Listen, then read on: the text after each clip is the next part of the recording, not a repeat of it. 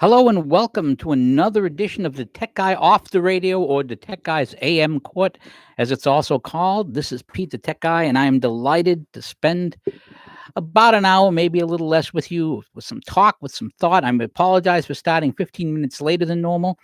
Had to talk with a contractor about some work because life is going to go on, and there's plenty of things in life to do, and we're not going to slow things down if we can avoid slowing them down. Well, again, you can find us here at DaTechGuyBlog.com. That's DaTechGuy blog.com. You can find me on Twitter at DaTechGuyBlog, on YouTube at DaTechGuyBlog, all over the place. And again, we are delighted to spend some time with you today. Now, our primary topic is Georgia on my mind. And Georgia on my mind, not the song so much, but the reopening of Georgia. As you know, the governor of Georgia is looking to reopen the state. And before we even start with that, I want to point out something here. That there seems to be an awful lot of pessimism on the left. And there's a nice little roundup at Instapundit. And I want to read you just the headlines. Stop looking at the bright side. We'll be screwed by the pandemic for years to come. John Harris of Politico. Humans are too optimistic to comprehend the coronavirus. Olga Kazan of The Atlantic. UX exceptionalism is over. Catherine Binhold, New York Times. We are living in a failed state. George Packer, The Atlantic. Opening up the economy won't save the economy. Matthew Liegles, Vox. And new seismic map of North America reveals a continent under tremendous stress. George Dabowski, Gizmodo. Now, what you'll notice about all of those pronouncements and all of that writing is it all comes from the left. And it's all gloom and doom and horror about what is happening next. And nowhere are we seeing more doom or gloom or horror at the thought of Georgia reopening some of its businesses. Now, mind you, the governor of Georgia is not saying all businesses must reopen. The governor of Georgia is not saying all people must go to businesses. The governor of Georgia is saying, if you want to reopen and you think it's safe, you can give it a shot. And one of the reasons why Georgia can do this is because of the situation in Georgia. I'm sorry, I guess got a little mutts over there that I want to clean up. And I think a good way of putting this is the answer to this tweet. And again, we're talking about all these people who are saying terrible things. Susan Glazer from the New York Times. America has not done badly. It's done exceptionally badly. But the answer to that comes from a person called Meteorger Man. New York has done badly. Most of America hasn't done bad at all. But to the left, New York is America. Manhattan is America. Where the media is America. Because to them, the rest of the country doesn't matter. It's not important. If New York is in trouble, then everyone is in trouble. And that leads to, again, the reason why they are so upset at the prospect of Georgia opening. And it's a sad thing to say, and there was a time when I wouldn't have said what I'm about to say. But I'm going to say it anyways because it's the truth. It's an unpleasant truth. But it's the truth nonetheless. And that's the reason why the left is so upset about the prospect of Georgia opening and opening ahead of schedule is not the fear of old people dying. Remember, this is the same left that pushes euthanasia on the ballot every chance they get. This is the same left that is pushing for abortion up to the moment of birth. So that same left is now suddenly worried that if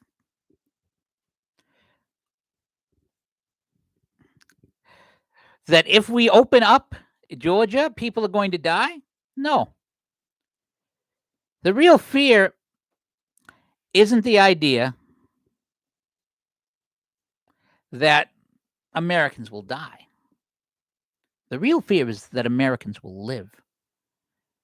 The fear from the left, the fear from the media, the fear from New York, the fear from all of these people is that Georgia will open, business will go on as normal,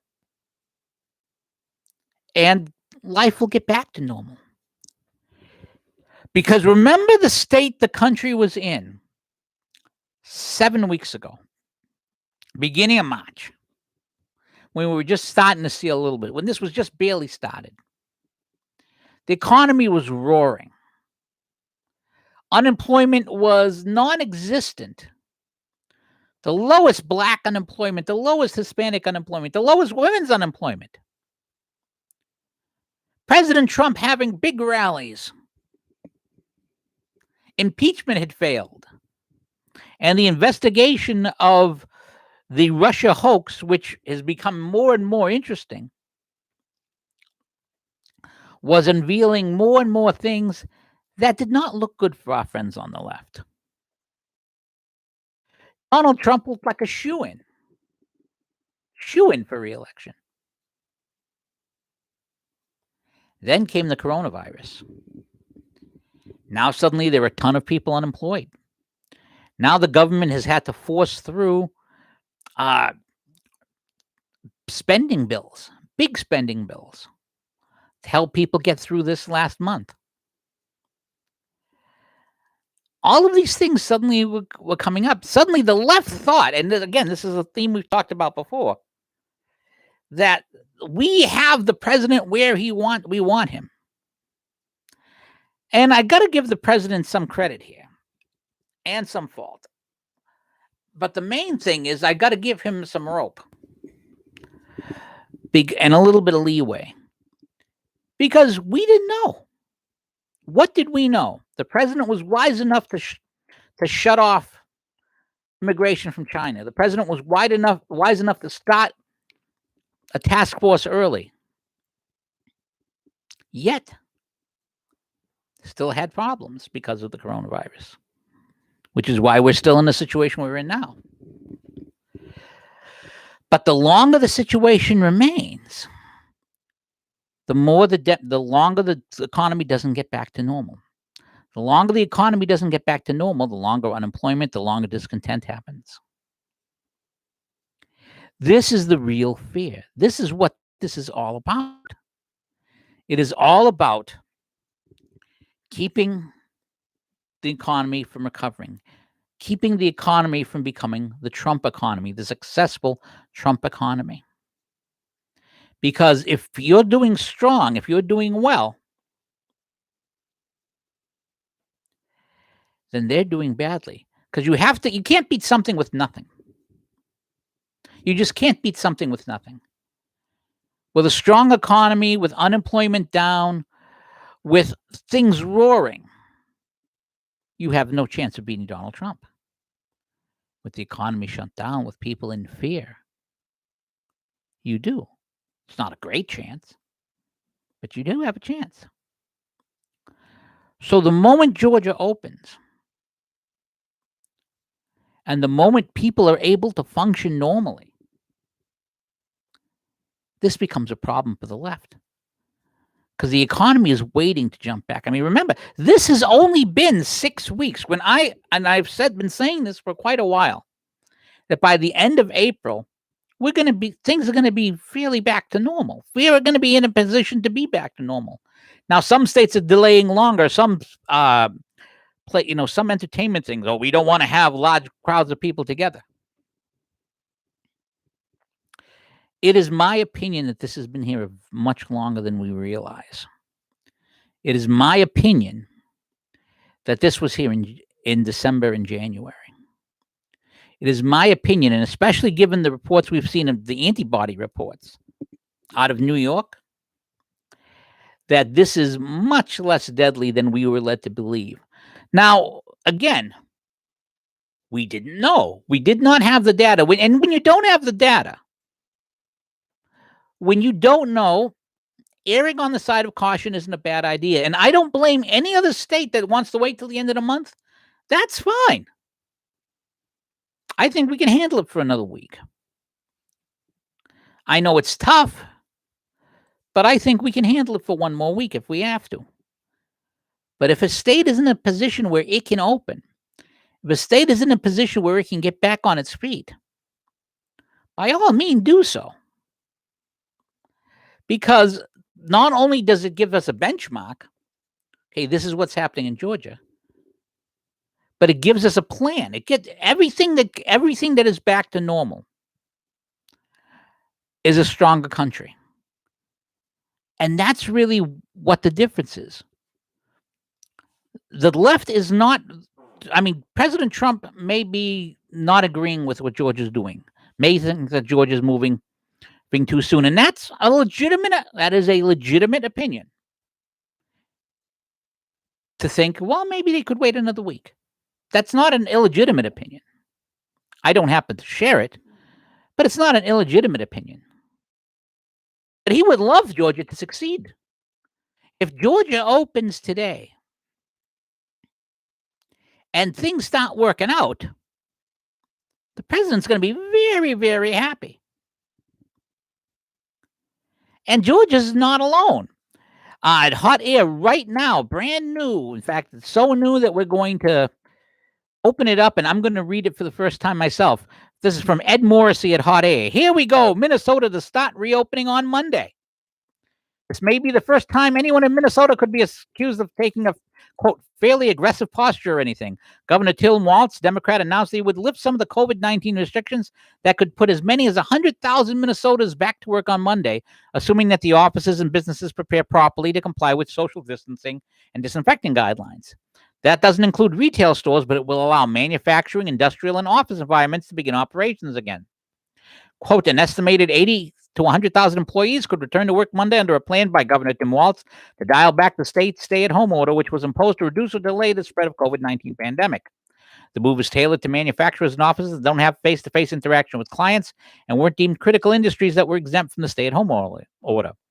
Roughly 2,000 companies in this category now have the option, and I want to stress, again, the option to reopen if they complete and publicized plans to maintain social distancing, worker hygiene, workspace cleanliness, says Steve Grove, Commissioner of the Minnesota Department of Employment and Economic Development. This is a limited first step of the process of safely reopening some businesses and returning Minnesotans to work, unquote, he said. Walz says this decision, which starts earlier than the May 1st reopening date recommended by the White House for phase one, is based on the science here in the state. However, as the Star Tribune points out, cases are still increasing here, albeit on a very slow slope. The difference may be testing capacity that Walz announced earlier this week, with the ability now to perform 20,000 tests a day. That number will increase too, and in a state of 6 million residents, that's at least a significant level for a turn towards normalcy or something like it. And in terms of testing, I want to point out at my own place of work, they take our temperature as we walk in. So there's already controls there where I'm working. Besides, Walz said any other date for a rollout would be arbitrary with not much difference in consequence. Classes of business allowed to reopen have predictable movement patterns too, which makes it easier to apply new protocols for social distancing, while retail businesses are tougher environments to control. Will have to wait. Walz did warn that businesses better be prepared for testing, indicating a new need to pause. Quote, Walz said it would be arbitrary to reopen businesses based on dates or goals such as a 14-day decline in cases. He also stressed that the new state approach of dialing up or down restrictions goes both ways, and that businesses need to be prepared for renewed restrictions if new waves of the pandemic emerge. There is a particular concern about a second wave that could come in the fall when the influenza season is emerging at the same time. We may have to be prepared to move the dial back down again, Walz said. Minnesota might be the second state behind Georgia's more controversial plan to take a major step back from the shelter-in-place orders issued in the COVID-19 crisis, but they won't be alone for long. In yesterday's briefing, Vice President Pence announced that 16 states had rolled out plans for reopening along the White House guidelines. Quote, 16 states have unveiled formal reopening plans to lift the coronavirus restrictions, Vice President Pence said Thursday, as the country shows, quote, promising signs of progress of driving down the spread of COVID-19. At the present moment, 16 states have released formal reopening plans, said Ed at the White House briefing.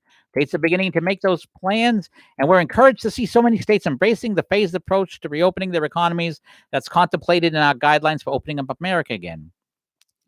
Last week, Trump unveiled broad federal guidelines that lay out conditions for parts of the U.S. to start relaxing some of the strict social distancing measures in the three-phase approach. Before entering the first phase, the guideline says that the number of cases, positive tests, and reports of flu or COVID-19-like systems in the state or region should be trending downwards. There should also be a, quote, robust testing program in place for at-risk healthcare workers, including emerging antibody testing, according to the guidelines. The White House didn't supply a list of states, but Pence mentioned Missouri, Pennsylvania, Oregon, and Idaho as states preparing to implement phase one. Ohio's Mike DeWine has also suggested that they might be ready for that step, but has insisted that the science will drive the decision as well. All eyes will likely be on Minnesota next week to see how well this works out. Two questions remain. Will business owners feel comfortable enough to reopen, and will employees have the confidence to return? But there's also a third thing that enters into this. With the increased unemployment payments, will employees want to come back instead of pocketing the money? I mean, let's face it. If my work laid me off tomorrow and they actually condensed us, the shift at my building was shut down and we've moved to a different building where there's more work. If I was on unemployment, I'd be making more than I'm making now because of the new federal money. And to a lot of people, now I get my insurance through work, so for me and my wife, so I'd want to stay working, obviously. But that's a big, the idea of getting paid to do nothing instead of coming home with my feet sore is a tempting one, but it's a trap. And there are a lot of people who want Americans to fall into that trap. And speaking of traps, Kevin McCullen of Town Hall thinks we've already fallen into one. And I want to read you this piece because I think this piece is significant. The title of the piece is Antibody Testing Proves We've Been Had. There's simply no other way to state this. Nearly everything we've been told about models, rates of infection, deaths, and recoveries was inaccurate. I'm not here to argue that it was malfeasance or ignorance. Both are unacceptable.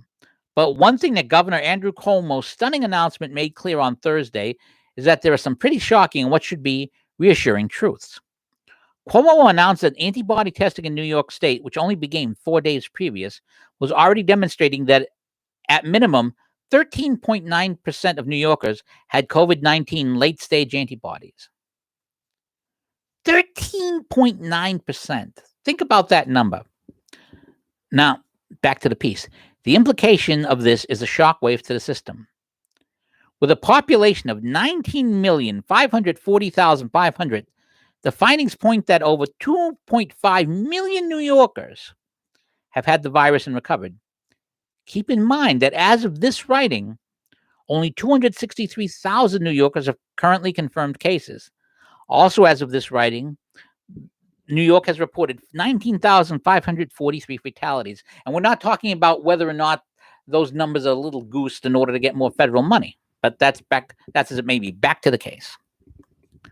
We've been told that the true death rate is 7.4% in New York. We were told that there would be hundreds of thousands dead. We were told that this was worse than the flu, which has still recorded more deaths to date in the past flu season, even though the CDC instructed medical personnel to stop counting influenza, heart disease, pulmonary respiratory, drug overdose, and possibly even car deaths as COVID-19 deaths. We were told that we had to upend an economy, go into solitary confinement, and divorce ourselves from normal life because this would rage beyond any previous pandemic. We were told that this virus, with 846,000 current confirmed cases, was worse than the H1N1 that broke out on Obama's watch that infected 60 million people. We were conveniently not told that Obama had authorized $3.7 million U.S. tax dollars to be used at the Wuhan Institute of Virology to utilize coronaviruses in bats in 2015. But that's another deception of admission. None of these truths turned out to be so. The death rate in New York State isn't 7.4%. It's actually 0.75%. The recently ended influenza season, numbers from the CDC indicate possibly 56 million in cases of flu, 740,000 hospitalizations, and 62,000 deaths. Under the current count from the Johns Hopkins dashboard in the 5-month strength, COVID has racked up 845,959 confirmed cases, 122,000 hospitalizations, and 46,972 deaths. A couple of other observations that are extremely relevant. To begin with, the flu, which has no vaccine, but rather a randomized version of a shot designed to help develop antibodies to fight the version of the flu that the, quote, smart people think will be the primary version that particular year, has remedies that physicians subscribe in primary care on an as-needed basis. So we're not accustomed to thinking of the flu as a deadly killer that all of life must be shut down to prevent. COVID-19 has no known treatments at the beginning of the breakout, and for political reasons and possibly financially incentive reasons to boot, the most effective treatment for COVID-19 became a political football. Even the supposed negative trials that were reported on the past weekend had cherry-picked subjects that were mostly late-stage victims of the virus. As Dr. Vladimir Zelenko pointed out on my show this week, doing so created the negative outcomes, quote, purposely and by design. When used under a physician's care in the primary care basis and early on after testing the onset of symptoms, hydrochloroquine, I can't pronounce the second one, azithromycin and zinc cocktail reduced the deaths in long-term infectious stages. Zenko's numbers to date: 1,450 patients treated, 2 deaths, 4 ventilator cases all fully recovered, and all others recovered. Zelenko and other physicians using that treatment are releasing the world's largest meta-study to date within the next few days that will examine more than 2,000 confirmed cases.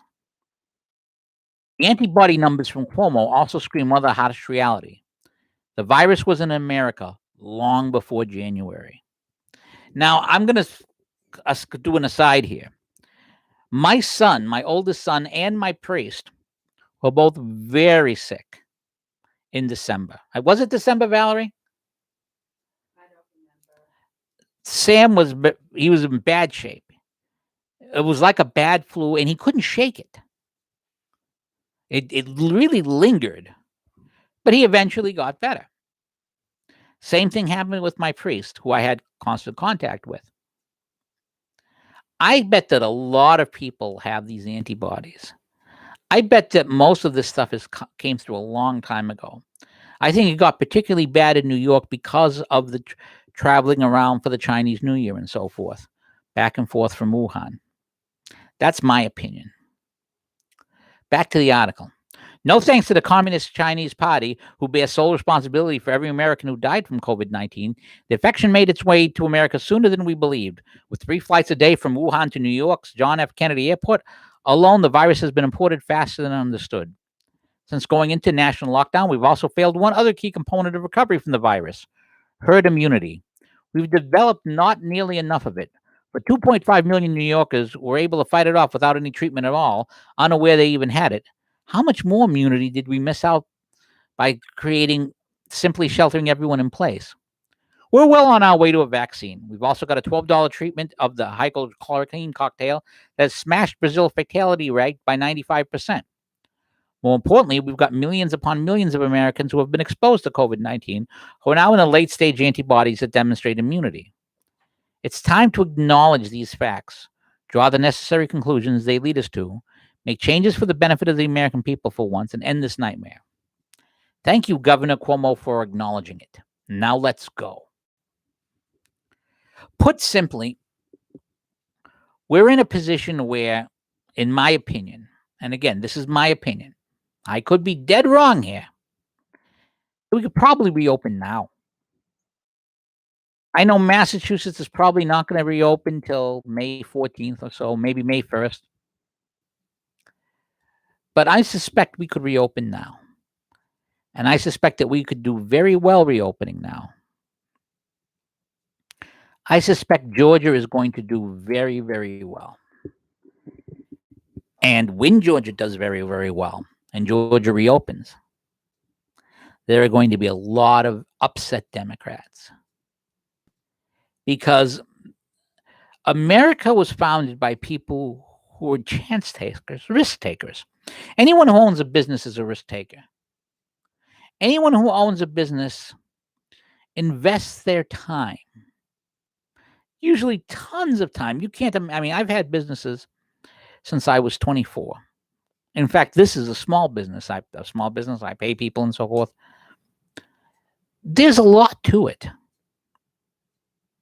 Now, my small business that I'm doing right now is very easy in the sense that I do the podcast, I do the writing, I supervise my writers to some degree. I make sure they're paid. I do my taxes and so forth. It's not very hard. When you got a storefront, the amount of work is incredible. The amount of time you put in is incredible. But Americans do this, and Americans do it better than anyone else. Once you unleash Americans to work on their own, they can do wonderful things. A great example is the contractor. I mentioned that we were late today because I saw a contractor. If you go to, if you're watching this on YouTube, when you're done watching the live stream, do a search for a piece called American Success Stories and look under Paulo. Now, Paulo is a fellow from Brazil. He's about 32 years old. He's got one daughter now, and his wife's pregnant for their second kid, which I had forgotten to tell my wife, so she's hearing it now for the first time. Paulo's wife is pregnant again. So I suspect my wife might start thinking of making a baby quilt, but you never know because my wife makes quilts. But anyways, if you look at the videos, so there's 2 videos of him. And one comes from him working on the house next door. Now, people had moved out. It had been sold to the elderly couple who was there when we first moved in, had died. The kids sold it to someone who couldn't keep up the mortgage. It ended up going at auction. And Paulo bought it. Now, Paulo is a carpenter. He actually reminds me of my father in the sense that my dad used to build houses. And Paulo gutted the place, started from scratch, and rebuilt it. And we would watch him because he was next door, rain or shine. 6 days a week, normally 7. He would be there cutting, measuring, putting in. He worked like a dog. You never saw a man work as hard as he worked. And I interviewed him about and he was working very hard during the interview. And then we did a second interview after the house was finished and after he had tenants in there. So we couldn't go inside, unfortunately, because I didn't get a chance to catch him before then. But I was meeting with him about doing some renovation work for a house I own with my brother. But guys like that are what build America. He's building houses, and then once he has them done, he rents them out. And when his kids are my kids' age, they're going to be all set because he's worked very hard. Americans do that. That's why people come to America. People come to America for the chance to do things without the government leaning on them. Because let's be fair, and let's be frank. My ancestors came from Sicily. If Sicily was all that, they would have stayed there. We wouldn't. I mean, if our ancestors had it good where they were, they would have stayed there. They had the opportunities, they would have stayed there. But America is still the place where opportunity is. And that's why once America starts opening up, it's going to roar. Yes, some things are going to be slower. Like I'm still a little bit worried about Pintastic, which I'm hoping to cover live and do podcasts from in the end of June. It's the end of June, so I'm fairly optimistic that I'll still be reporting live from Pintastic, the great pinball festival. You'll love it if you've never been. Pintastic, New England, great pinball festival. Love pinball. But all these wonderful things are coming back. Now, some businesses might not reopen. Some people might have been closer, might have been on the edge and decided, it's just not worth the effort. Some people are going to have trouble reopening because of the increased unemployment benefits. And there are going to be some people who are just plain scared. Because people are scare easy. It's the nature of people to panic sometimes. But you only need 1 or 2 people to pick up the flag and move forward. Because fear may be contagious, but so is courage. And unlike fear, courage inspires. People want to be attracted to courage. Nobody wants to be afraid. People want to have courage. So it spreads faster than a virus. You give Americans the courage to function, and they're going to function. Georgia's going to function. South Carolina is going to function. Missouri is going to function. And once these states become functional again, watch out. Now, will New York function? Well, upstate New York should be able to. New York City might be a little longer, and that's okay. LA might be a little longer, and that's okay. But they will reopen. And this is the first step. Now, this step is very scary for some because of the dangers. But it's even more scary for the left. Because, like I said, they're not afraid of the deaths. The party that doesn't mind killing babies in the 9th month or votes for euthanasia for adults, they're not afraid of death. They're afraid of life. In fact, consider what's happening in Detroit. Detroit News reports Detroit Democrats plan to vote Saturday to censure and bar any future endorsements of a Democratic lawmaker who credited President Donald Trump with advocating for the drug that she said cured her of COVID-19. State Representative Karen Whistler, Democrat Detroit, broke protocol by meeting with President Trump and Vice President Michael Pence during an April 14th meeting of the COVID-19 survivors, during which she credited hydrochloroquine for saving her life. And Don Suber has a great wag line. How dare she survive? If she had died, it would have been one more death to stop the re-election of President Donald Trump. And that's really what it comes down to. Think about that. They're censoring her for surviving and being grateful. But this is even better. This is from Don Suber's site. This is from Vice magazine.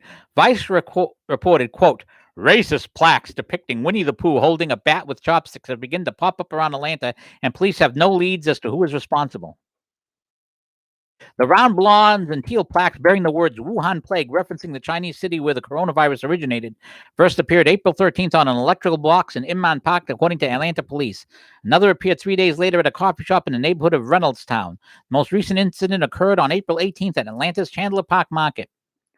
Quote, Winnie the Pooh's association with Chinese culture originated in 2013 when parody comparisons between the cuddly bear and Chairman Z went viral on social media, and China then banned Pooh images. Apparently, liberals want to ban Winnie in our country. In Red China, you can mock President Trump, but you can't mock Chairman Z thanks to the communists. The same is now true in America, and Atlanta is controlled by Democrats. This is what happens. This is what happens. And this is what the left has become. The left has reached the point where it's cheering against America. And remember, let's not forget that for 2 years, we've been hearing the left say, we need a recession. We have to have a recession. We need a recession to beat Donald Trump. Bill Maher said it out loud. People on networks said it out loud. We want a recession in order to beat Donald Trump. Just like the witches who've been praying against him or trying to curse him.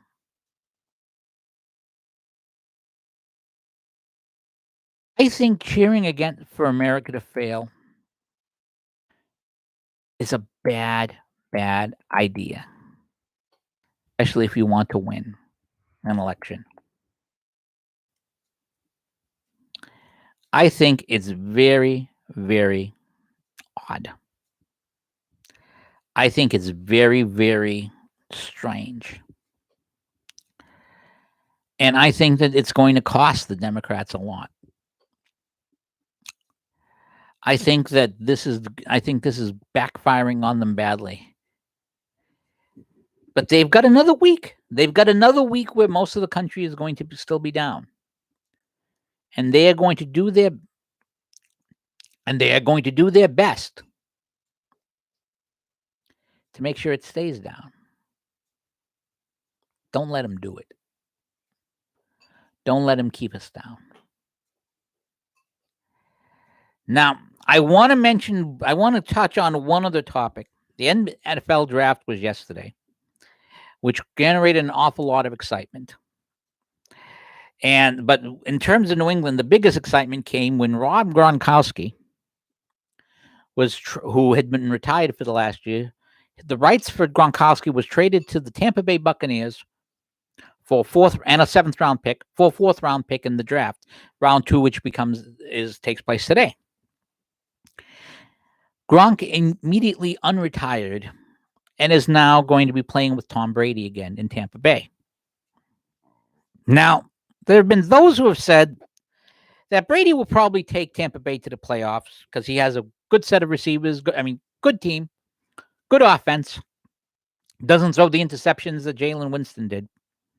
So he's probably got at least a playoff team, but it's going to be tough.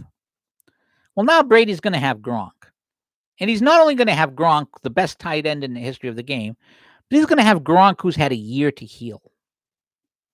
A year to heal makes a big difference. This happened with Kirk Gibson, by the way, in baseball. He took a year off after injuries, and he came back very strong because his body had a chance to be healed fully. Tampa Bay before was looking like a playoff team with Brady. Now they're looking like a Super Bowl team. Because all those good receivers that Brady was going to be throwing to this year, none of them will be double covered. Because that double coverage is going to be on Gronk. And when you have the combination of Tom Brady throwing to you and not being double covered, amazing things are going to happen. It's going to be a slaughter in Tampa Bay. It's going to be a big slaughter. Now, there are some New England fans who might be upset about this. Others, like myself, are just looking to find where Tampa Bay broadcasts are going to be available because I'm going to want to listen to Brady and Gronk when I can. I work Sundays, so I can't listen to most or watch most of the games. But a New England station that carries the Tampa Bay games is going to make a killing next year. And it looks like Belichick is not going to be drafting a big quarterback, and I think it's better off not signing a free agent. Better off see what Steedham can do. And if he can't do, and they end up finishing poorly, then you got a high draft pick for the first time in forever. I wouldn't go very long over there. But the fact that so much attention has gone to this football draft and this story tells you how much pining there is for sports. And it's another reason why we should be thinking about opening up. It really, really makes a difference. It really does.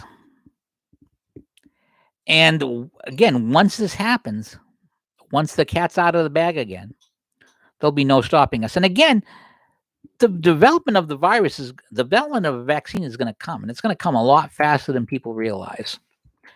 Don't forget, we've only been really on this 6 weeks. 6 weeks is nothing.